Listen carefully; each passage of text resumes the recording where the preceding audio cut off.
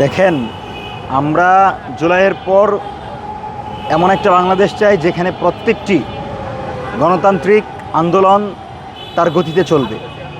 আওয়ামী লীগ ছাড়া সকল ফ্যাসিবাদ বিরোধী দল তার রাজনৈতিক কর্মসূচি পালন করবে। সেই কর্মসূচি পালনের ক্ষেত্রে যখন আমাদের দেখতে হয় যে হাসিনার পুলিশ বাহিনীর মতো এই ফ্যাসিবাদ বিরোধী আন্দোলনের মাধ্যমে যে সরকার এসে তার পুলিশ বাহিনী একই আচরণ করছে, বিভিন্ন জায়গায় সন্ত্রাসী বিএনপির সন্ত্রাসীরা সরাসরি জুলাই নেতৃবৃন্দের আঘাত করেছে, তাদেরকে সরাসরি গায়ে আঘাত করেছে, গাড়ি ভাঙচুর করেছে।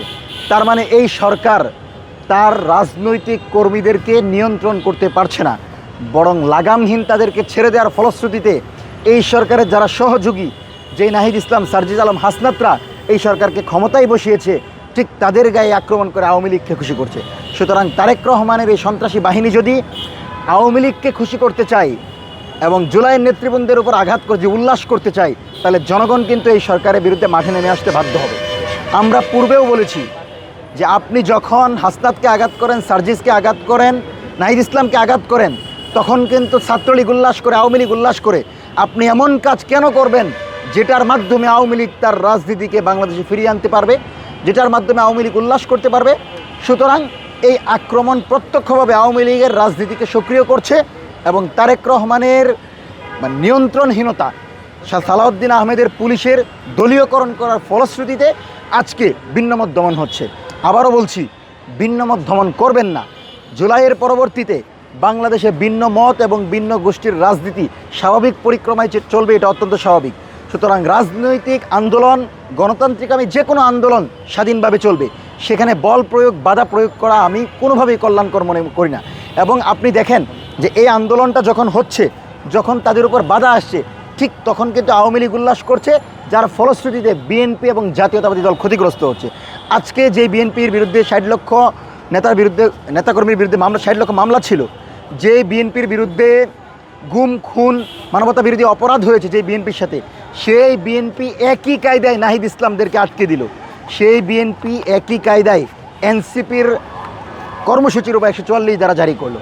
জুলাইয়ে আমরা স্পষ্ট বলেছি, 144 ধারা কেন, 288 ধারাও যদি আপনি জারি করেন, তবু গণতান্ত্রিক মুক্তিকামী জনতার আন্দোলনকে আপনি রক্ষা করতে পারবেন না। সুতরাং এই আন্দোলন অব্যাহত থাকবে। আমরা বলবো, যেখানেই পুলিশ বাহিনী দলীয়করণ হবে, যেখানেই পুলিশ বাহিনী দলের এজেন্ডা বাস্তবায়ন করতে যাবে, সেখানেই তাদেরকে প্রতিহত করুন। এই পুলিশ আমার আপনার টাকায় চলে। সুতরাং পুলিশ যদি আমাদের আন্দোলন বন্ধ করতে চায়, তাহলে সেই পুলিশকে কিন্তু ঠিক হাসিনার পুলিশকে যেভাবে প্রতিহত করেছি সেভাবে প্রতিহত করব। জীবন নিয়ে যদি আপনি বাঁচতে চান, সন্ত্রাসী যদি জীবন নিয়ে ফিরতে চায়, তাহলে বলবো, সাহস থাকলে সম্মুখ সারিতে ঘোষণা দিয়ে তোরা আক্রমণ করতে আসবি, পেছন থেকে আক্রমণ করতে আসবি না। এবং জুলাইয়ের নেতৃবৃন্দের উপর আক্রমণ মানে জুলাইয়ের উপর আক্রমণ। আমি আবারও বলছি, নাহিদ ইসলাম, সার্জিস আলম, হাসনাত আবদুল্লাহরা যদি এখন মনে করে যে এই সরকার ফ্যাসিবাদের পথে হাঁটছে, তাহলে তারা যদি আন্দোলনের ডাক দেয়, তাহলে এই সরকারের জন্য কিন্তু ক্ষমতায় থাকা অত্যন্ত কঠিন হয়ে যাবে। কিন্তু আমরা পূর্বেও বলেছি, এই সরকার, তারেক রহমান অত্যন্ত পজিটিভ দৃষ্টিভঙ্গি নিয়ে বাংলাদেশের ক্ষমতায় বসেছেন এবং তিনি চান বাংলাদেশের জনগণের আলোকে রাষ্ট্র পরিচালনা করুক। কিন্তু তার আশেপাশে কোন এমন বলয় তৈরি করা হয়েছে যারা ক্রমান্বয়ে তারেক রহমানের বিরুদ্ধে রাজনৈতিক আন্দোলনকে উস্কে দিচ্ছে। আপনি জামাতকে উস্কে দেন, এনসিপিকে উস্কে দেন, যার ফলশ্রুতিতে সরকার বিরোধী আন্দোলন উস্কে যাবে এবং সেই সুযোগ তৃতীয় পক্ষ নিবে। তার মানে এই সরকারের ভিতরে থাকা, ঘাপটি মেরে থাকা ভারতীয় দূষররা সরকার বিরোধী ষড়যন্ত্র করছে। এবং আমি মনে করি সরকার বিরোধী ষড়যন্ত্রের অংশ হিসেবেই নাহিদ ইসলামের উপর আক্রমণ হয়েছে, সার্জিস আলমের উপর আক্রমণ হয়েছে এবং মাত্রও গোলাপগঞ্জে তাদের উপর আক্রমণ হলো। আপনি কি দেখাতে চান?